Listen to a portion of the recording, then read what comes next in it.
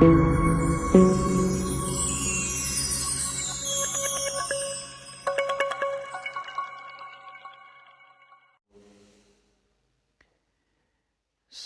दी साजी निवाजे, गुरु रूप प्यारे गुरु सवारी साध संगत जी।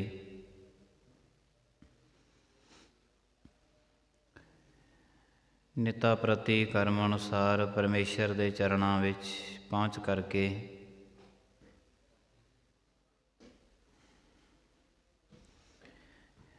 जन्म दे कुछ अहम पल सफलियां करदे यतन करते हाँ।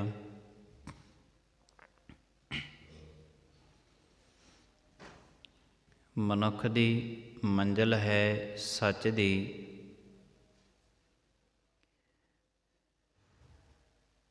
सचखंड दे अंदर इस दा प्रवेश होवे। गुरु नानक देव साहिब जी महाराज कहते ने, किव सचियारा होई है किव कूड़ा टुटै पाल। सचियार दे विच लीन होने वास्ते तो सिर्फ कोड़ दी कंध है जिहड़ी इस नूं तोड़ना है।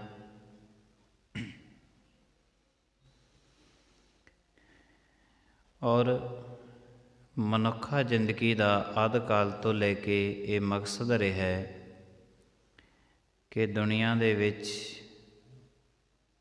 सुख है जिहड़ी इस दी प्राप्ति होवे।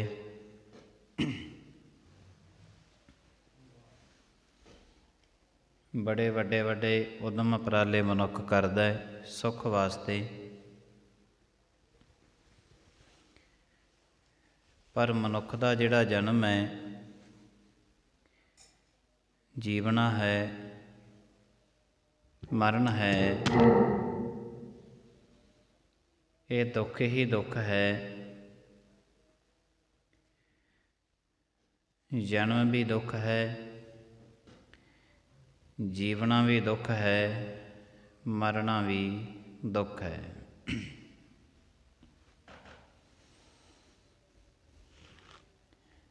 जद इस मनुख नूं पता है कि दुख ही दुख ने,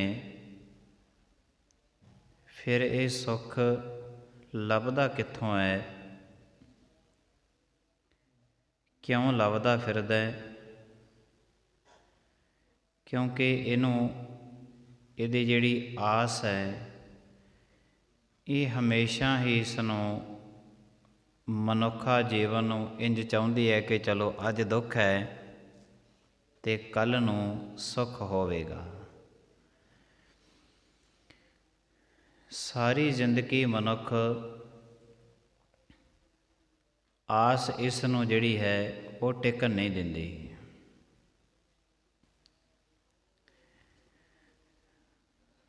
अज दुख है तो कल नूं सुख होवेगा, इसे आस दे निर्भर ये जिंदगी जिउ रहा है।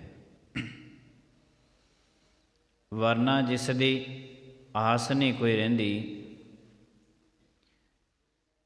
ते जिसदी आस नहीं रहिंदी, ऐसे मनुख समाजक मनुख बहुते आत्म हत्या कर लेंदे ने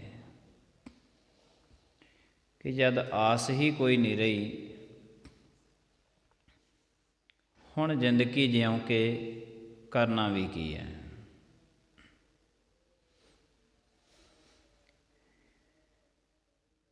मनुख दी इसे नूं मंजिल समझी बैठा है सुख नूं। मनुख किते भी जावे, मंदिर जावे, मसीत जावे, डेरे जावे, गुरुद्वारे जावे, चर्च घर विच जावे, जैनियां दे मंदिर ने, बोधियां दे मंदिर ने, बड़े धार्मिक अस्थान बने हुए ने इस धरती की सतह ते। पर सारी जगह ते जाण वास्ते मनुख दा मकसद एक होवे, लक्ष्य एक होवे, केवल परमात्मा, कि केवल परमात्मा नूं मिलना है।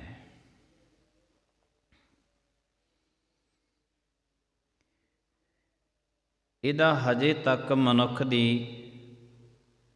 ਇਹਨੂੰ ਮੰਜ਼ਿਲ ਨਹੀਂ ਮਿਲੀ। ਇਹਦੀ ਮੰਜ਼ਿਲ ਕੋਈ ਨਹੀਂ, ਇਹਦਾ ਸਿਰਫ ਮਕਸਦ ਹੈ ਕੁਛ ਕਰਮ ਕਰਨੇ, ਉਹਨਾਂ ਦੇ ਕਰਕੇ ਸੁੱਖ ਮਿਲ ਜਾਵੇ। ਸੁੱਖ ਅਤੇ ਦੁੱਖ ਇਹਨਾਂ ਦੋਨਾਂ ਦੇ ਵਿੱਚ ਜ਼ਿੰਦਗੀ ਉਲਝੀ ਹੋਈ ਹੈ।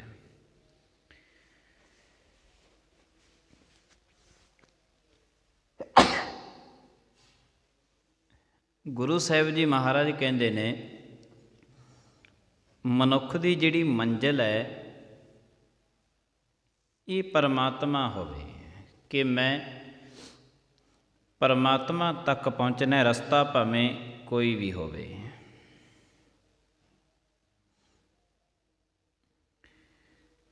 ਸੁੱਖ ਅਤੇ ਦੁੱਖ ਦੀ ਜ਼ਿੰਦਗੀ ਤਮਾਮ ਸਾਰੀ ਸ੍ਰਿਸ਼ਟੀ ਦੀ ਚੱਲ ਰਹੀ ਹੈ। ਮਨੁੱਖ ਨੂੰ ਜਾਗਰੂਕ ਹੋਣਾ ਪਵੇਗਾ, ਔਰ ਜਾਗਰੂਕ ਹੋਣ ਵਾਸਤੇ ਇਸ ਨੂੰ ਗੁਰੂ ਦੇ ਸ਼ਬਦ ਦੀ ਲੋੜ ਪੈਂਦੀ ਹੈ।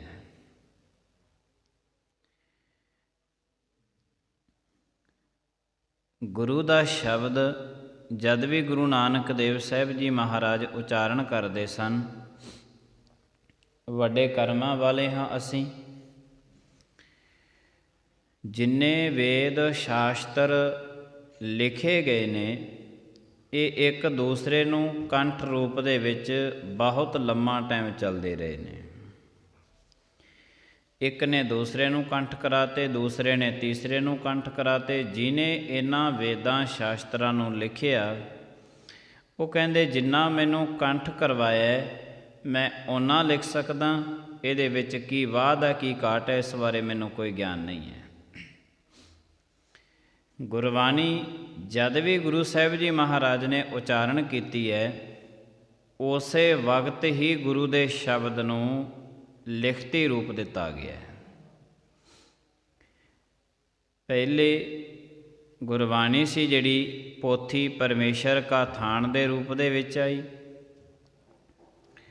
ਗੁਟਕਾ ਸਾਹਿਬ ਦੇ ਰੂਪ ਦੇ ਵਿੱਚ ਲਿਖਤੀ ਰੂਪ ਪੋਥੀਆਂ ਲਿਖੀਆਂ ਗਈਆਂ, ਔਰ ਸਾਰੀਆਂ ਪੋਥੀਆਂ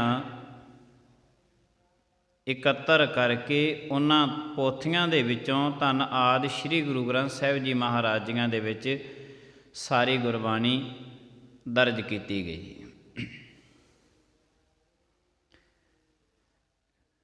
ਕਮਾਲ ਦੀ ਗੱਲ ਹੈ ਕਿ ਬੰਦਾ ਗੁਰੂ ਗ੍ਰੰਥ ਸਾਹਿਬ ਜੀ ਮਹਾਰਾਜ ਜੀਆਂ ਦੇ ਵਿੱਚ ਜਿਹੜੀ ਗੁਰਬਾਣੀ ਹੈ, ਇਸ ਨੂੰ ਤਾਂ ਬੜੀਆਂ ਸਜਦਾਂ ਕਰਦਾ ਰਹਿੰਦਾ ਹੈ, ਪਰ ਜਿਹੜਾ ਆਪਣੇ ਘਰ ਦੇ ਵਿੱਚ ਗੁਟਕਾ ਸਾਹਿਬ ਰੱਖਿਆ, ਉਸ ਨੂੰ ਇੰਨੀਆਂ ਸਜਦਾ ਨਹੀਂ ਕਰਦਾ। ਉੱਥੇ ਹੀ ਜੁੱਤੇ, ਉੱਥੇ ਹੀ ਉੱਚੀ ਉੱਚੀ ਬੋਲਣਾ, ਝੂਠ ਬੋਲਣਾ, ਕੁਫਰ ਤੋਲਣਾ। ਜਿਹੜੇ ਘਰ ਦੇ ਵਿੱਚ ਗੁਟਕਾ ਪਿਆ, ਉਸੇ ਘਰ ਦੇ ਵਿੱਚ ਨਸ਼ੇ, ਬੜਾ ਕੁਛ ਚੱਲ ਰਿਹਾ ਹੈ। ਪਰ ਚੇਤੇ ਰੱਖਣਾ ਕਿ ਪੋਥੀਆਂ ਦੇ ਵਿੱਚੋਂ ਹੀ ਗੁਰੂ ਗ੍ਰੰਥ ਸਾਹਿਬ ਜੀ ਮਹਾਰਾਜ ਜੀਆਂ ਦੇ ਵਿੱਚ ਗੁਰਬਾਣੀ ਦਰਜ ਕੀਤੀ ਗਈ ਹੈ। ਪੋਥੀ ਪਰਮੇਸ਼ਰ ਕਾ ਥਾਨ, ਗੁਰੂ ਗ੍ਰੰਥ ਸਾਹਿਬ ਜੀ ਮਹਾਰਾਜ ਜੀਆਂ ਦੀ ਇਹ ਪਵਿੱਤਰ ਗੁਰਬਾਣੀ ਮਨੁੱਖ ਨੂੰ ਗੁਰੂ ਦੇ ਸ਼ਬਦ ਦੀ ਜਦ ਲੋੜ ਪੈਂਦੀ ਹੈ, ਤੇ ਗੁਰੂ ਦਾ ਸ਼ਬਦ, ਗੁਰੂ ਨਾਨਕ ਦਾ ਸ਼ਬਦ ਇਸ ਵਾਸਤੇ ਹਾਜ਼ਰ ਹੈ। ਪਰ ਇਸ ਦੀ ਮੰਜ਼ਿਲ ਹੋਵੇ ਪਰਮਾਤਮਾ। ਜਿੰਨਾ ਟਾਈਮ ਮਨੁੱਖ ਦੀ ਅੰਦਰੋਂ ਮੰਜ਼ਿਲ ਪਰਮਾਤਮਾ ਤੱਕ ਪਹੁੰਚਣ ਦੀ ਨਹੀਂ ਬਣਦੀ, ਉਹਨਾਂ ਟਾਈਮ ਤਮਾਮ ਧਾਰਮਿਕ ਸਥਾਨਾਂ 'ਤੇ ਇਹਦਾ ਟੇਕਾ ਹੋਇਆ ਮੱਥਾ ਵਿਅਰਥ ਚਲਿਆ ਜਾਂਦਾ ਹੈ। ਕਾਰਨ ਕਿ ਮਨੁੱਖ ਸੁੱਖ ਲੱਭਦਾ ਫਿਰਦਾ ਸਾਰੀ ਦੁਨੀਆ ਦੇ ਕੋਨੇ ਤੋਂ, ਪਰਮਾਤਮਾ ਦੇ ਘਰ ਦੇ ਵਿੱਚ ਵੀ ਸੁੱਖ ਹੀ ਲੱਭਦਾ ਫਿਰਦਾ। ਪਰਮਾਤਮਾ ਕਹਿੰਦੇ ਹਨ ਕਿ ਪਰਮਾਤਮਾ ਦੇ ਘਰ ਦੇ, ਅਕਾਲ ਪੁਰਖ ਦੇ ਘਰ ਦੇ ਵਿੱਚ ਆ ਕੇ ਤੇ ਅਵਸਥਾ ਸੁੱਖ ਅਤੇ ਦੁੱਖ ਤੋਂ ਉੱਪਰ ਚਲੀ ਜਾਂਦੀ ਹੈ। ਆਨੰਦ ਦੀ ਵਸਤੂ ਇੱਥੇ ਪ੍ਰਾਪਤ ਹੁੰਦੀ ਹੈ। ਪਰ ਮਨੁੱਖ ਸਾਰੀ ਜ਼ਿੰਦਗੀ ਇਸੇ ਪ੍ਰਕਾਰ ਆਪਣੀ ਕੱਢ ਦਿੰਦਾ ਹੈ ਕਿ ਇਹਦਾ ਮੇਨ ਮਕਸਦ ਮੰਜ਼ਿਲ ਜਿਹੜੀ ਹੈ ਇਹ ਪਰਮਾਤਮਾ ਨਹੀਂ ਸਮਝਦਾ ਕਿ ਮੈਂ ਪਰਮਾਤਮਾ ਤੱਕ ਪਹੁੰਚਣਾ ਹੈ। ਸੁੱਖ ਅਤੇ ਦੁੱਖ ਦੇ ਵਿੱਚ ਇਹ ਜ਼ਿੰਦਗੀ ਨੂੰ ਉਲਝਾ ਕੇ ਰੱਖਦਾ ਹੈ। ਜਿਨ੍ਹਾਂ ਨੇ ਪਰਮਾਤਮਾ ਦਾ ਸਿਮਰਨ ਬੰਦਗੀ ਕੀਤਾ ਹੈ ਉਹਨਾਂ ਦੇ ਤੇ ਜਿਨ੍ਹਾਂ ਦੀ ਮੰਜ਼ਿਲ ਸੀ ਪਰਮਾਤਮਾ, ਨਾ ਹੀ ਤੇ ਉਹ ਸੁੱਖਾਂ ਦੇ ਵਿੱਚ ਬਹੁਤੀਆਂ ਛਾਲਾਂ ਮਾਰਦੇ ਦੇਖੇ ਗਏ, ਨਾ ਹੀ ਉਹਨਾਂ ਨੂੰ ਕਦੇ ਦੁੱਖਾਂ ਦੇ ਵਿੱਚ ਰੋਂਦਾ ਦੇਖਿਆ ਗਿਆ। ਮਨੁੱਖਾ ਜ਼ਿੰਦਗੀ ਦੀ ਇਹ ਪਹਿਚਾਣ ਹੈ ਕਿ ਦੁੱਖ ਦੇ ਵਿੱਚ ਤੇ ਬਹੁਤ ਜ਼ਿਆਦਾ ਦੁਖੀ ਹੋ ਕੇ ਰੋਵੇਗਾ, ਉਲਾਂਭੇ ਪਰਮਾਤਮਾ ਨੂੰ ਦੇਵੇਗਾ।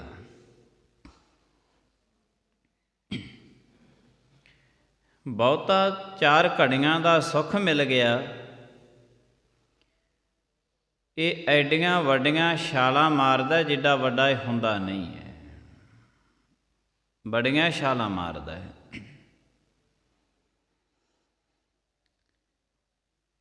ਤੋ ਇਹਦਾ ਭਾਵ ਕਿ ਜ਼ਿੰਦਗੀ ਸੁੱਖ ਅਤੇ ਦੁੱਖ ਦੇ ਵਿੱਚ ਹਜੇ ਤੱਕ ਉਲਝੀ ਪਈ ਹੈ। ਜਿਹੜੇ ਸਿਮਰਨ ਬੰਦਗੀ ਕਰਨ ਵਾਲੇ ਮਨੁੱਖ ਨੇ ਉਹਨਾਂ ਦੇ ਵਿੱਚ ਤੇ ਬਹੁਤ ਸਾਰੇ ਰਿਖੀ ਮੁਨੀ ਪੈਗੰਬਰ ਐਸੇ ਹੋਏ ਨੇ ਜਿਨ੍ਹਾਂ ਨੂੰ ਹਜੇ ਤੱਕ ਵੀ ਦੁਨੀਆ ਸਜਦਾ ਕਰਦੀ ਪਈ ਹੈ। ਭਗਤ ਨਾਮਦੇਵ ਜੀ ਦੁਰਵਾਸਾ ਰਿਸ਼ੀ ਦਾ ਪ੍ਰਮਾਣ ਦਿੰਦੇ ਹਨ। ਦੁਰਵਾਸਾ ਸਿਉ ਕਰਤ ਠਗੌਰੀ, ਜਾਦਵ ਇਹ ਫਲ ਪਾਏ, ਕਿਰਪਾ ਕਰੀ ਜਨੇ ਆਪਣੇ ਉਪਰ, ਨਾਮ ਦਿਓ ਹਰ ਗੁਣ ਗਾਏ। ਜਮਨਾ ਦੇ ਕੰਢੇ ਤੇ ਦੁਰਵਾਸਾ ਰਿਸ਼ੀ ਜੀ ਬੈਠੇ ਤਪੱਸਿਆ ਕਰਦੇ ਨੇ, ਬੜੀ ਘੋਰ ਤਪੱਸਿਆ ਕੀਤੀ ਹੈ।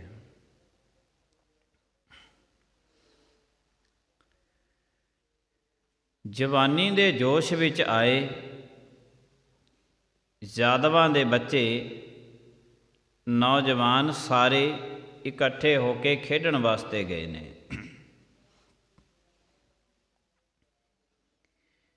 ਜਦ ਇਹ ਖੇਡਣ ਗਏ ਨੇ, ਖੇਡਿਆਂ ਦੇ ਖਿਆਲ ਆਇਆ, ਕਹਿੰਦੇ ਚਲੋ ਅੱਜ ਇਸ ਰਿਖੀ ਦੇ ਨਾਲ ਮਜ਼ਾਕ ਕਰਦੇ ਹਾਂ।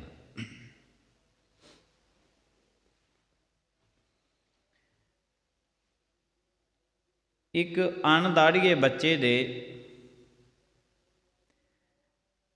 ਪੇਟ ਦੇ ਉੱਪਰ ਬਾਟੀ ਬੰਨ੍ਹ ਲਈ ਤੇ ਰਿਖੀ ਦੇ ਕੋਲ ਚਲੇ ਗਏ। ਰਿਖੀ ਜੀ, ਇਹ ਜਿਹੜੀ ਲੜਕੀ ਹੈ ਨਾ, ਇਹ ਲੜਕੀ ਤੁਹਾਡੇ ਬੋਲਣ ਤੋਂ ਤੇ ਸੰਗਦੀ ਹੈ, ਪਰ ਸਾਡੇ ਰਾਹੀਂ ਤੁਹਾਨੂੰ ਪੁੱਛਣਾ ਚਾਹੁੰਦੀ ਹੈ ਕਿ ਇਹਦੇ ਪੇਟ ਵਿੱਚੋਂ ਬੇਟਾ ਜਨਮ ਲਵੇਗਾ ਜਾਂ ਬੇਟੀ ਜਨਮ ਲਵੇਗੀ। ਦੁਰਵਾਸਾ ਜੀ ਉਹਨਾਂ ਬੱਚਿਆਂ ਨੂੰ ਕਹਿਣ ਲੱਗੇ, ਬੱਚਿਓ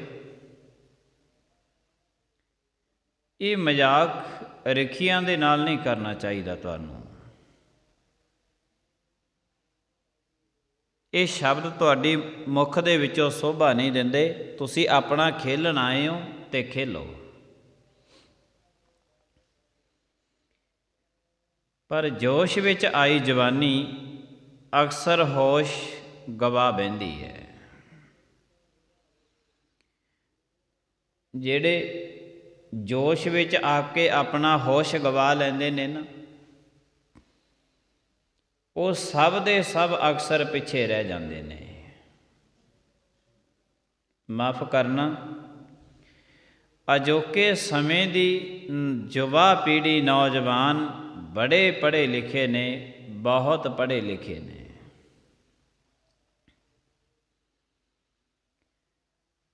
ਪਰ ਇਹਨਾਂ ਨੌਜਵਾਨਾਂ ਨੂੰ ਨਾ ਤੇ ਕੋਈ ਧਾਰਮਿਕ ਦਾ ਬਹੁਤ ਵੱਡਾ ਆਗੂ ਬਣਾਇਆ ਜਾਂਦਾ ਹੈ,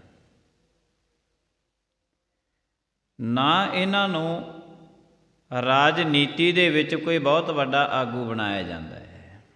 ਜਿੰਨੇ ਰਾਜਨੀਤੀ ਦੇ ਵਿੱਚ ਵੱਡੇ ਆਗੂ ਨੇ, ਧਰਮ ਦੇ ਵਿੱਚ ਸਾਰੇ ਧਰਮਾਂ ਦੇ ਵਿੱਚ ਵੱਡੇ ਆਗੂ ਨੇ, ਇਹ ਸਭ ਦੇ ਸਭ ਬੁੱਢੇ ਨੇ।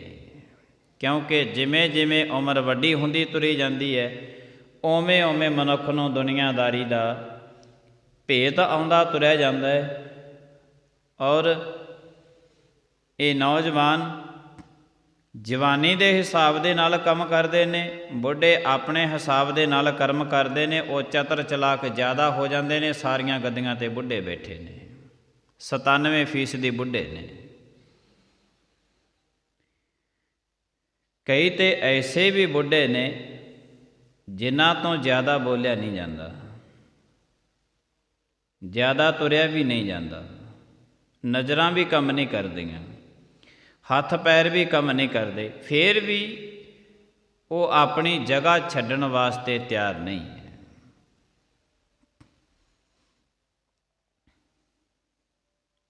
ਤਾਂ ਹੀ ਤੇ ਧਰਮ ਦੇ ਵਿੱਚ, ਰਾਜਨੀਤੀ ਦੇ ਵਿੱਚ ਕੋਈ ਬਹੁਤੀ ਵੱਡੀ ਤਰੱਕੀ ਦੇਖਣ ਨੂੰ ਨਹੀਂ ਮਿਲ ਰਹੀ ਹੈ।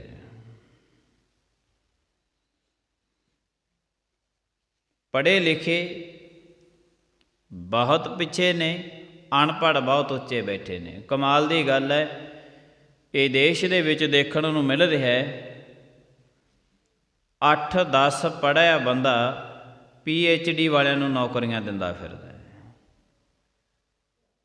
ਜਿਨ੍ਹਾਂ ਕੋਲ 10-10, 20-20 ਡਿਗਰੀਆਂ ਨੇ, ਨੌਜਵਾਨ ਬੱਚੇ ਬੱਚੀਆਂ ਦੇ ਕੋਲ, ਉਹ 10ਵੀਂ ਫੇਲ ਮਨੁੱਖ ਦੀਆਂ ਮਿੰਨਤਾਂ ਕਰਦੇ ਫਿਰਦੇ ਨੇ। ਇਹ ਤੇ ਕਾਨੂੰਨ ਹੈ।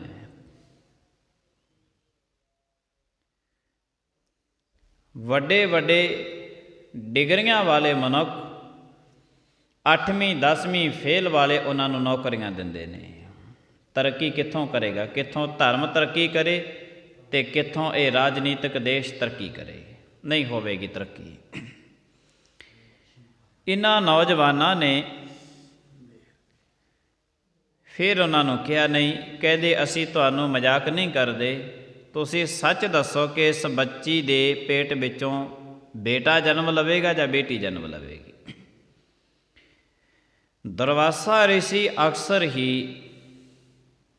ਆਪਣੀ ਜ਼ਬਾਨ ਦੇ ਵਿੱਚੋਂ ਬੋਲ ਕੱਢ ਦਿੰਦੇ ਸਨ। ਜਮਨਾ ਦੇ ਕੰਢੇ ਬੈਠੇ ਜਦ ਦੁਰਵਾਸਾ ਰਿਸ਼ੀ ਨੂੰ ਪਤਾ ਲੱਗ ਗਿਆ ਵੀ ਹੁਣ ਇਹ ਮਜ਼ਾਕ ਕਰਨੋਂ ਨਹੀਂ ਹਟਦੇ, ਦੁਰਵਾਸਾ ਰਿਸ਼ੀ ਜੀ ਕਹਿਣ ਲੱਗੇ, ਐ ਬੱਚਿਓ, ਯਾਦ ਰੱਖਿਓ, ਇਸ ਬੇਟੀ ਦੀ ਕੁੱਖ ਦੇ ਵਿੱਚੋਂ ਉਹ ਜਨਮ ਲਊਗਾ ਜਿਹੜਾ ਤੁਹਾਡੀ ਜਾਦਵਾਂ ਦੀ ਕੁਲ ਨੂੰ ਨਾਸ ਕਰ ਦੇਵੇਗਾ। ਬਚਨ ਕਰ ਦਿੱਤਾ।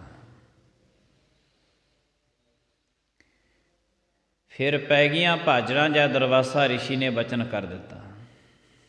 ਫਿਰ ਗਏ ਨੇ ਭਗਵਾਨ ਕ੍ਰਿਸ਼ਨ ਦੇ ਕੋਲ, ਭਗਵਾਨ ਜੀ, ਦੁਰਵਾਸਾ ਰਿਸ਼ੀ ਨਾਲ ਅਸੀਂ ਮਜ਼ਾਕ ਕੀਤਾ ਸੀ, ਉਹਨਾਂ ਨੇ ਇਹ ਬਚਨ ਕੀਤਾ ਹੈ। ਕਿਉਂਕਿ ਜਿਹੜੇ ਭਗਵਾਨ ਕ੍ਰਿਸ਼ਨ ਜੀ ਸਨ, ਇਹ ਵੀ ਜਾਦਵਾਂ ਦੇ ਵਿੱਚੋਂ ਸਨ, ਇਹ ਵੀ ਜਾਦਵਾਂ ਦੇ ਵਿੱਚੋਂ ਸੀ। ਭਗਵਾਨ ਕ੍ਰਿਸ਼ਨ ਜੀ ਕਹਿਣ ਲੱਗੇ, ਚਲੋ ਹੁਣ ਉਹਨਾਂ ਦਾ ਜਿਹੜਾ ਬਚਨ ਹੈ ਉਹ ਅਟਲ ਜਾਵੇਗਾ, ਹੁਣ ਬਚਨ ਵਾਪਸ ਨਹੀਂ ਹੋਵੇਗਾ, ਇਹ ਬਚਨ ਵਾਪਸ ਨਹੀਂ ਹੋਵੇਗਾ। ਜਿਹੜੀ ਉਹ ਬਾਟੀ ਸੀ ਬੱਚੇ ਦੇ ਪੇਟ 'ਤੇ ਬੰਨੀ, ਉਹਨੂੰ ਖੋਲ੍ਹਿਆ। ਭਗਵਾਨ ਕ੍ਰਿਸ਼ਨ ਜੀ ਕਹਿਣ ਲੱਗੇ, ਇਹਨੂੰ ਜਮਨਾ ਦੇ ਕੰਢੇ 'ਤੇ ਹੁਣ ਰਗੜ ਰਗੜ ਕੇ ਇਹਨੂੰ ਬਾਟੀ ਨੂੰ ਖਤਮ ਕਰ ਦਿਓ। ਜੇ ਕੁਛ ਬਚਾ ਕਰਨਾ ਚਾਹੁੰਦੇ ਹੋ ਤਾਂ ਠੀਕ ਹੈ। ਕਹਿੰਦੇ ਜਮਨਾ ਦੇ ਕੰਢੇ 'ਤੇ ਬੈਠੇ ਬੈਠੇ ਇਹ ਬਾਟੀ ਨੂੰ ਰਗੜਦੇ ਰਹੇ ਨੇ, ਅਤੇ ਬਾਟੀ ਦਾ ਜਿਹੜਾ ਬਰੂਦ ਸੀ ਉਹ ਸਾਰੇ ਦਾ ਸਾਰਾ ਪਾਣੀ ਦੇ ਵਿੱਚ ਜਾਂਦਾ ਰਿਹਾ। ਅਕਸਰ ਇਹ ਜਮਨਾ ਦੇ ਪਾਣੀ ਨੇ ਆਪਣਾ ਵਹਾਅ ਸੀ ਜਿਹੜਾ ਉਹ ਬਦਲ ਲਿਆ। ਹੌਲੀ ਹੌਲੀ ਇਹ ਬਾਟੀ ਦਾ ਬਰੂਦ ਸੀ ਜਿਹੜਾ ਜਮਨਾ ਦੇ ਕੰਢੇ 'ਤੇ ਜੰਮਦਾ ਰਿਹਾ, ਕਿਉਂਕਿ ਪਾਣੀ ਆਪਣਾ ਵਹਾਅ ਜਿਹੜਾ ਹੈ ਉਹ ਥੋੜ੍ਹੇ ਸਮੇਂ ਬਾਅਦ ਜਿਹੜਾ ਹੈ ਉਹ ਬਦਲਦਾ ਰਹਿੰਦਾ ਹੈ। ਪਾਣੀ ਆਪਣੀ ਜਗ੍ਹਾ ਕਦੇ ਵੀ ਛੱਡਦਾ ਨਹੀਂ ਹੈ। ਦੁਨੀਆ ਦੇ ਵਿੱਚ ਦੇਖਣ ਨੂੰ ਮਿਲ ਰਿਹਾ ਹੈ, ਦੁਨੀਆ ਵਿੱਚ ਐਸੇ ਵੀ ਬੰਦੇ ਨੇ ਜਿਹੜੇ ਪਾਣੀ ਨੂੰ ਵੇਚ ਕੇ ਖਾਂਦੇ ਨੇ। ਕਮਾਲ ਦੀ ਗੱਲ ਹੈ। ਹੋਰ ਤੇ ਹੋਰ ਬਹੁਤੇ ਧਾਰਮਿਕ ਮਨੁੱਖ ਵੀ, ਵੱਡੇ ਵੱਡੇ ਧਾਰਮਿਕ ਮਨੁੱਖ, ਇਹਨਾਂ ਨੇ ਬਹੁਤ ਵੱਡੇ ਵੱਡੇ ਦਰਿਆਵਾਂ ਦੇ ਵਿੱਚੋਂ ਉਹਨਾਂ ਦਾ ਪਾਣੀ ਰੋਕ ਕੇ, ਉਹਨਾਂ ਦਾ ਵਹਾਅ ਬਦਲ ਕੇ ਜਗ੍ਹਾ ਨੱਪ ਲਈ ਹੈ, ਆਪਣੇ ਧਾਰਮਿਕ ਸਥਾਨ ਬਣਾ ਲਏ ਨੇ। ਕਮਾਲ ਦੀ ਗੱਲ ਹੈ। ਐਸੇ ਵੀ ਹਨ। ਤੋ ਪਾਣੀ ਜਿਹੜਾ ਹੈ ਇਹ ਸਮਾਂ ਪਾ ਕੇ ਆਪਣੀ ਜਗ੍ਹਾ ਖੁਦ ਰੋਕ ਲੈਂਦਾ ਹੈ, ਇਹ ਛੱਡਦਾ ਨਹੀਂ ਹੈ। ਤੋ ਇਹਨੇ ਵਹਾਅ ਬਦਲਿਆ ਜਮਨਾ ਦਾ। ਉਹ ਜਿਹੜਾ ਬਰੂਦ ਸੀਗਾ ਉਹਦੇ ਕੰਢੇ 'ਤੇ ਜੰਮ ਗਿਆ, ਉਹ ਤੋਂ ਸਰਕੜਾ ਪੈਦਾ ਹੋ ਗਿਆ। ਬਾਟੀ ਦਾ ਛੋਟਾ ਜਿਹਾ ਬਚਿਆ ਹਿੱਸਾ ਉਹਨਾਂ ਨੇ ਜਮਨਾ ਦੇ ਵਿੱਚ ਸੁੱਟ ਦਿੱਤਾ। ਉਹ ਇੱਕ ਮਛਲੀ ਨੇ ਨਿਗਲ ਲਿਆ ਅਤੇ ਮਛਲੀ ਨੂੰ ਇੱਕ ਫੰਦਕ ਨੇ ਪਕੜ ਲਿਆ, ਅਤੇ ਫੰਦਕ ਨੇ ਜਦ ਮੱਛੀ ਨੂੰ ਫੜ ਕੇ ਕੱਟਿਆ ਅਤੇ ਉਹਦੇ ਵਿੱਚੋਂ ਉਹ ਟੁਕੜਾ ਨਿਕਲਿਆ, ਉਹਨੇ ਆਪਣਾ ਤੀਰ ਦੀ ਨੋਕ ਬਣਾ ਲਈ ਹੈ। ਉਹ ਤੋਂ ਸਰਕੰਡਾ ਪੈਦਾ ਹੋ ਗਿਆ। ਸਮਾਂ ਪਿਆ, ਇਹੀ ਜਾਦਵਾਂ ਦੇ ਬੱਚੇ ਜਮਨਾ ਦੇ ਕੰਢੇ 'ਤੇ ਗਏ ਨੇ। ਸਾਰੇ ਇੱਕੋ ਜਿਹਾ ਰਲ ਕੇ ਇਹਨਾਂ ਨੇ ਬੜਾ ਕੁਛ ਉੱਥੇ ਨੱਚਣਾ ਗਾਉਣਾ ਸ਼ੁਰੂ ਕੀਤਾ ਹੈ। ਪਰ ਇਹ ਦੁਰਵਾਸਾ ਰਿਸ਼ੀ ਦੇ ਬਚਨ ਨੂੰ ਭੁੱਲ ਗਏ ਸਨ, ਕਿਉਂਕਿ ਅਕਸਰ ਵੀ ਨੌਜਵਾਨ ਜਿੱਥੇ ਇਕੱਠੇ ਹੁੰਦੇ ਨੇ, ਇਹ ਆਪਣੀ ਜਵਾਨੀ ਦੇ ਵਿੱਚ ਬਹੁਤੇ ਮਸਤ ਹੋ ਜਾਂਦੇ ਨੇ। ਹੁਣ ਵਾਲੇ ਨੌਜਵਾਨ ਤਾਂ ਇਹਦੇ ਇਕੱਠੇ ਹੁੰਦੇ ਹੀ ਨਹੀਂ ਕਿਤੇ। 12 ਵਜੇ ਤੱਕ ਤਾਂ ਇਹਨਾਂ ਦੀ ਅੱਖ ਨਹੀਂ ਖੁੱਲ੍ਹਦੀ, ਕਿਉਂਕਿ ਰਾਤ ਨੂੰ ਮੋਬਾਈਲਾਂ ਨਹੀਂ ਸੌਣ ਦਿੰਦੀਆਂ। ਜੇ ਇਕੱਠੇ ਵੀ ਹੋ ਜਾਂਦੇ ਨੇ, ਫਿਰ ਵੀ ਇਕੱਠੇ ਹੋ ਕੇ ਵੀ ਆਪਸ ਵਿੱਚ ਦੀ ਗੱਲਾਂ ਨਹੀਂ ਕਰਦੇ, ਫਿਰ ਵੀ ਇਹਨਾਂ ਦੇ ਹੱਥਾਂ ਦੇ ਵਿੱਚ ਮੋਬਾਈਲਾਂ ਹੀ ਹੁੰਦੀਆਂ ਨੇ। ਖੈਰ, ਬਹੁਤੇ ਨੌਜਵਾਨਾਂ ਦੇ ਤੇ ਕੋਲ ਖੜੇ ਖੜੇ ਉਹਨਾਂ ਨੂੰ ਬੁਲਾਈ ਜਾ, ਉਹਨਾਂ ਨੂੰ ਪਤਾ ਤੱਕ ਨਹੀਂ ਲੱਗਦਾ, ਇੰਨੇ ਰੁੱਝੇ ਹੁੰਦੇ ਨੇ। ਬੱਚਿਆਂ ਦਾ ਵੀ ਇਹੋ ਹਾਲ ਹੈ। ਹੋਰ ਤੇ ਹੋਰ ਸਾਡੀਆਂ ਬੀਬੀਆਂ ਦਾ ਵੀ ਇਹੋ ਹੀ ਹਾਲ ਹੈ। ਹਾਲ ਸਭ ਦਾ ਹੀ ਇੱਕੋ ਜਿਹਾ ਹੈ, ਸਭ ਦਾ ਹੀ ਇੱਕੋ ਜਿਹਾ ਹੈ। ਕਿਉਂਕਿ ਭਾਂਤ ਭਾਂਤ ਦੀਆਂ ਉਹ 'ਤੇ ਵਸਤੂਆਂ ਚੀਜ਼ਾਂ ਆਉਂਦੀਆਂ ਨੇ, ਅਤੇ ਫਿਰ ਜਿਹੜੀਆਂ ਇੰਟਰਨੈੱਟ 'ਤੇ ਸਾਡੀਆਂ ਬੀਬੀਆਂ ਕੱਢ ਲੈਂਦੀਆਂ ਨੇ, ਫਿਰ ਬਿਊਟੀ ਪਾਰਲਰ ਦੇ ਵਿੱਚੋਂ ਵੀ ਉਹੀ ਚੀਜ਼ਾਂ ਭਾਲਦੀਆਂ ਨੇ ਵੀ ਸ਼ਾਇਦ ਆਹ ਚੀਜ਼ ਲਾ ਕੇ ਅਸੀਂ ਬਿਲਕੁਲ ਨੌਜਵਾਨ ਲੱਗਾਂਗੀਆਂ। ਜਵਾਨੀ ਜਿਹੜੀ ਸੀ 70-80% ਇਹਨਾਂ ਮੋਬਾਈਲਾਂ ਨੇ ਅੱਜ ਖਤਮ ਕਰ ਰੱਖੀ ਹੈ। ਇੰਟਰਨੈੱਟ ਦਾ ਯੁੱਗ ਹੈ, ਚੱਲ ਰਿਹਾ, ਬੱਚਿਆਂ ਦੇ ਕੋਲ ਖੜੇ ਬੋਲੀ ਜਾਓ, ਇਹਨਾਂ ਨੂੰ ਪਤਾ ਤੱਕ ਨਹੀਂ ਲੱਗਦਾ। ਖੈਰ, ਇਹ ਜਦ ਜਮਨਾ ਦੇ ਕੰਢੇ 'ਤੇ ਮਸਤੀ ਕਰਨ ਲੱਗੇ ਨਾ ਆਪਸ ਵਿੱਚ ਦੀ, ਮਸਤੀ ਕਰਦਿਆਂ ਕਰਦਿਆਂ ਇਹਨਾਂ ਜਾਦਵਾਂ ਦੇ ਬੱਚਿਆਂ ਦਾ ਆਪਸ ਵਿੱਚ ਦੀ ਝਗੜਾ ਹੋ ਗਿਆ। ਅਤੇ ਜਿਹੜਾ ਸਰਕੰਡਾ ਉਸ ਬਾਟੀ ਦੇ ਬਰੂਦ ਤੋਂ ਪੈਦਾ ਹੋਇਆ ਸੀ, ਉਹ ਸਰਕੰਡਾ ਇੱਕ ਦੂਜੇ ਦੇ ਸਿਰ ਵਿੱਚ ਮਾਰਦੇ ਨੇ, ਇੱਕ ਦੂਜੇ ਦੇ ਸਿਰ ਵਿੱਚ ਮਾਰਦੇ ਨੇ। ਜਾਦਵਾਂ ਦੇ ਸਾਰੇ ਨੌਜਵਾਨ ਬੱਚੇ ਮਰ ਗਏ ਜਮਨਾ ਦੇ ਕੰਢੇ 'ਤੇ।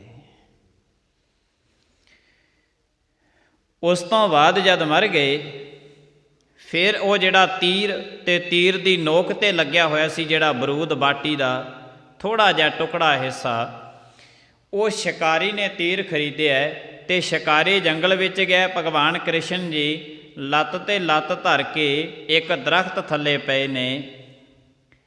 ਉਹਨਾਂ ਦੇ ਪੈਰ ਦੇ ਵਿੱਚ ਸੀ ਪਦਮ।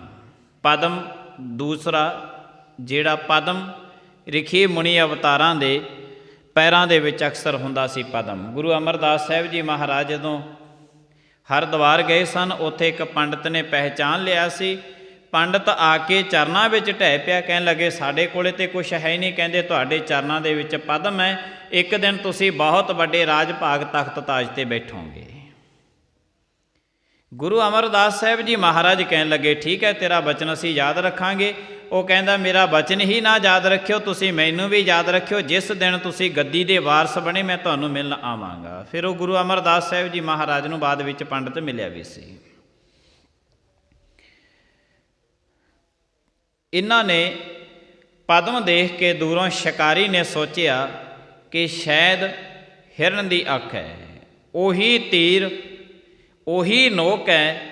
ਇਹ ਸ਼ਿਕਾਰੀ ਨੇ ਛੱਡਿਆ ਅਤੇ ਭਗਵਾਨ ਕ੍ਰਿਸ਼ਨ ਜੀਆਂ ਦੇ ਪੈਰ ਦੇ ਵਿੱਚ ਦੀ ਉਹ ਤੀਰ ਵੱਜ ਕੇ ਅਤੇ ਭਗਵਾਨ ਕ੍ਰਿਸ਼ਨ ਦੀ ਛਾਤੀ ਦੇ ਵਿੱਚ ਤੀਰ ਵੱਜਿਆ, ਜਿਸ ਦੇ ਨਾਲ ਉਹਨਾਂ ਦੇ ਸਰੀਰ ਦਾ ਅੰਤ ਹੋਇਆ ਸੀ। ਗੁਰਬਾਣੀ ਭਗਤ ਨਾਮਦੇਵ ਜੀ ਹਵਾਲਾ ਦਿੰਦੇ ਨੇ, ਦੁਰਵਾਸਾ ਸਿਉ ਕਰਤ ਠਗੌਰੀ ਜਾਦਵ ਇਹ ਫਲ ਪਾਏ, ਕਿਰਪਾ ਕਰੀ ਜਾਣੇ ਆਪਣੇ ਉੱਪਰ ਨਾਮ ਦਿਓ ਹਰ ਗੁਣ ਗਾਏ। ਕਿਸੇ ਦੇ ਨਾਲ ਮਸ਼ਕਰੇ ਕਰਨੀ, ਭਾਵੇਂ ਜਾਦਵਾਂ ਦੀ ਕੁਲ ਬਹੁਤ ਉੱਚੀ ਮੰਨੀ ਜਾਂਦੀ ਸੀ ਉਹਨਾਂ ਸਮਿਆਂ ਦੇ ਵਿੱਚ, ਅਤੇ ਰਿਖੀ ਨੂੰ ਉਹਨਾਂ ਨੇ ਬਹੁਤ ਆਪਣੇ ਆਪ ਤੋਂ ਨੀਵਾਂ ਸਮਝਿਆ ਸੀ। ਆਪਣੇ ਆਪ ਨੂੰ ਉੱਚਾ ਸਮਝ ਕੇ ਕਿਸੇ ਨੂੰ ਨੀਵਾਂ ਸਮਝ ਕੇ ਕਈ ਵਾਰੀ ਮਜ਼ਾਕ ਕਰਨਾ ਬਹੁਤ ਮਹਿੰਗਾ ਪੈ ਜਾਂਦਾ ਹੈ। ਮਜ਼ਾਕ ਬਹੁਤੇ ਸਮਾਜ ਦੇ ਵਿੱਚ ਐਸਾ ਕਰਦੇ ਨੇ। ਮਜ਼ਾਕ ਕਰਨਾ, ਗੁਰੂ ਗ੍ਰੰਥ ਸਾਹਿਬ ਜੀ ਮਹਾਰਾਜ ਕਹਿੰਦੇ ਨੇ, ਦੇਖੀ ਕਦੇ ਐਸਾ ਕਰਮ ਕਦੇ ਕਿਸੇ ਦੇ ਨਾਲ ਨਾ ਕਰੀ। ਸਮਾਜ ਦੇ ਵਿੱਚ ਬੜੇ ਮਜ਼ਾਕ ਕਰਨ ਵਾਲੇ ਬੜੇ ਲੋਕ ਬੈਠੇ ਨੇ। ਕਿਸੇ ਦੀ ਗੱਲ ਨੂੰ ਹੱਸ ਕੇ ਕਰਨਾ, ਇਹਨੂੰ ਮਜ਼ਾਕ ਸਮਝਿਆ ਜਾਂਦਾ ਹੈ। ਕਿਸੇ ਦੀ ਗੱਲ ਨੂੰ ਹੱਸ ਕੇ ਕਰਨਾ, ਦਬਾ ਕੇ ਕਰਨਾ, ਇਹਨੂੰ ਮਜ਼ਾਕ ਕਿਹਾ ਜਾਂਦਾ ਹੈ। ਅਤੇ ਮਨੁੱਖ ਤੇ ਜਦ ਵੀ ਕਿਸੇ ਦੂਸਰੇ ਦੀ ਗੱਲ ਹੁੰਦੀ ਹੈ, ਤੀਸਰੇ ਦੇ ਕੋਲ ਕਰਦਾ ਹੈ, ਉਹਨੂੰ ਹਮੇਸ਼ਾ ਹੱਸ ਕੇ ਕਰਦਾ ਹੈ, ਦਬਾ ਕੇ ਕਰਦਾ ਹੈ। ਤੋ ਦਿਨ ਰਾਤ ਮਨੁੱਖ ਆਪਣੀ ਜ਼ਿੰਦਗੀ ਨੂੰ ਛੱਡ ਕੇ ਬਾਕੀਆਂ ਜ਼ਿੰਦਗੀਆਂ ਦਾ ਮਜ਼ਾਕ ਉਡਾਉਂਦਾ ਹੈ। ਦਿਨ ਰਾਤ ਇਹ ਮਜ਼ਾਕ ਉਡਾਉਂਦਾ ਹੈ, ਤੋ ਇਹਦੀ ਆਪਣੀ ਜ਼ਿੰਦਗੀ ਵੀ ਇੱਕ ਦਿਨ ਮਜ਼ਾਕ ਬਣ ਕੇ ਰਹਿ ਜਾਂਦੀ ਹੈ, ਕੁਝ ਵੀ ਨਹੀਂ ਰਹਿੰਦੀ, ਬਿਲਕੁਲ ਖਾਲੀ। ਗੁਰੂ ਗ੍ਰੰਥ ਸਾਹਿਬ ਜੀ ਮਹਾਰਾਜ ਕਹਿੰਦੇ ਨੇ ਕਿ ਮਨੁੱਖ ਦੀ ਜਿਹੜੀ ਮੰਜ਼ਿਲ ਹੈ ਉਹ ਹੋਵੇ ਪਰਮਾਤਮਾ ਤੱਕ ਪਹੁੰਚਣਾ। ਇਹ ਜਾਵੇ ਭਾਵੇਂ ਕਿਤੇ ਮਰਜੀ। ਜਿਹੜਾ ਰਸਤਾ ਇਹਨੂੰ ਚੰਗਾ ਲੱਗਦਾ ਹੈ ਉਸੇ ਰਸਤੇ ਹੀ ਜਾ ਸਕਦਾ ਹੈ, ਕਿਉਂਕਿ ਇਹ ਮਨੁੱਖ ਦਾ ਆਪਣਾ ਮਨ ਹੈ। ਜਿਵੇਂ ਬੱਚੇ ਦਾ ਮਨ ਹੈ ਖੇਲਣਾ, ਨੌਜਵਾਨ ਦਾ ਮਨ ਹੋਰ ਹੈ, ਬੁੱਢੇ ਦਾ ਕੁਛ ਹੋਰ ਹੈ, ਐਸੇ ਤਰ੍ਹਾਂ ਹੀ ਕਿਸੇ ਦਾ ਮਨ ਕਿੱਧਰ ਜਾਣ ਨੂੰ ਕਰਦਾ, ਕਿਸੇ ਦਾ ਕਿੱਧਰ ਜਾਣ ਨੂੰ ਕਰਦਾ ਹੈ। ਜਿਹੜਾ ਰਸਤਾ ਮਰਜ਼ੀ ਚੁਣ ਲੈ, ਪਰ ਤੇਰੀ ਮੰਜ਼ਿਲ ਹੋਵੇ ਕਿ ਪਹੁੰਚਣਾ ਪਰਮਾਤਮਾ ਤੱਕ ਹੈ। ਭਾਵੇਂ ਸਤਨਾਮ ਕਹਿ ਲੈ, ਵਾਹਿਗੁਰੂ ਕਹਿ ਲੈ, ਅੱਲਾਹੂ ਕਹਿ ਲੈ, ਰਾਮ ਕਹਿ ਲੈ, ਬੀਠਲ ਕਹਿ ਲੈ, ਦਾਨਾ ਬੀਨਾ ਕਹਿ ਲੈ, ਜੋ ਤੇਰਾ ਜੀ ਕਰਦਾ ਤੂੰ ਕਹਿ ਲੈ, ਪਰ ਤੇਰੀ ਮੰਜ਼ਿਲ ਹੋਵੇ ਕਿ ਮੈਂ ਪਰਮਾਤਮਾ ਤੱਕ ਪਹੁੰਚਣਾ ਹੈ। ਪਰਮਾਤਮਾ ਤੇਰੀ ਮੰਜ਼ਿਲ ਹੋਵੇ। ਅਤੇ ਇਹ ਸੁੱਖ ਦੁੱਖ ਤੋਂ ਇਹ ਉੱਪਰ ਦੀ ਆਨੰਦ ਦੀ ਜਿਹੜੀ ਵਸਤੂ ਹੈ, ਆਨੰਦ ਦੇ ਵਿੱਚ ਜਾ ਕੇ ਇਸ ਨੂੰ ਮਨੁੱਖ ਨੂੰ ਪਰਮਾਤਮਾ ਦਾ ਜਿਹੜਾ ਮੇਲ ਮਿਲਾਪ ਉਹ ਹੋ ਜਾਂਦਾ ਹੈ। ਤਾਂ ਗੁਰੂ ਸਾਹਿਬ ਜੀ ਮਹਾਰਾਜ ਜੀਆਂ ਦੇ ਜਿਤਨੇ ਅਕਾਲ ਪੁਰਖ ਮਹਾਰਾਜ ਜੀ ਬਚਨ ਬਖਸ਼ਿਸ਼ ਕਰਦੇ ਨੇ, ਆਪਾਂ ਸਾਰੀਆਂ ਸੰਗਤਾਂ ਰਲ ਮਿਲ ਕੇ ਗੁਰੂ ਦੇ ਚਰਨਾਂ ਦੀ ਹਾਜ਼ਰੀ ਭਰਦੇ ਹਾਂ। ਭੁੱਲਾਂ ਚੁੱਕਾਂ ਦੀ ਖਿਮਾ, ਆਈਆਂ ਹੋਈਆਂ ਸੰਗਤਾਂ ਦਾ ਬਹੁਤ ਬਹੁਤ ਧੰਨਵਾਦ। ਪ੍ਰੇਮ ਦੇ ਨਾਲ ਸਾਰੀ ਸੰਗਤ ਬੁਲਾਇਓ ਫਤਿਹ। ਵਾਹਿਗੁਰੂ ਜੀ ਕਾ ਖਾਲਸਾ, ਵਾਹਿਗੁਰੂ ਜੀ ਕੀ